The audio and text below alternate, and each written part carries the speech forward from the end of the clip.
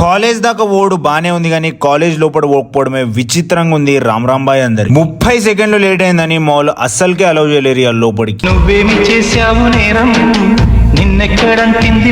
ఇక చేసేది ఏం లేదని చెప్పి మా పెద్దకమ్మకు ఛాయ్ ట్రీట్ ఇస్తా అని చెప్తే వెళ్ళిపోయాను. ఉస్మానియా బిస్కెట్ తింటూ ఛాయ్ తాగుడు చూసినా కానీ కాఫీలు ఉస్మానియా బిస్కెట్ తినడం ఫస్ట్ టైం చూస్తున్నా.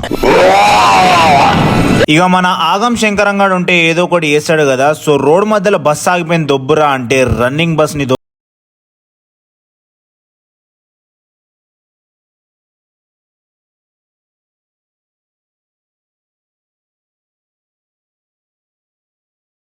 పందిగాని బస్ ఆగిపోయిందని చెప్పి అందరం కలిసి ఒక చేసేసి మంచి సోషల్ సర్వీస్ చేసేసినాం. సేమ్ పండు కోతి లెక్కనున్నావురా.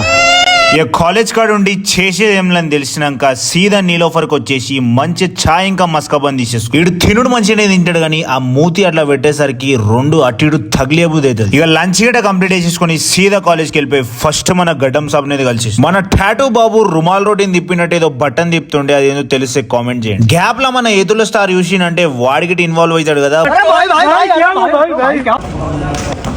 పోయేటప్పుడు ఒక మంచిగా గన్నిగా జ్యూస్ తాగేసి సేఫ్ గా ఇంటికి రీచ్ అయిపోయినాం. ఈవినింగ్ అట్లా ఒక మంచి బ్యాక్ అండ్ ట్రైసప్ సెషన్ చేసిన. ఇవాళ క్లైమేట్ కండిషన్ గిట్ట క్రేజీ ఉండే. ఆ నైట్ మంచి డిన్నర్ మీరు కంప్లీట్ చేసుకొని తినేసి పండుకున్నాం.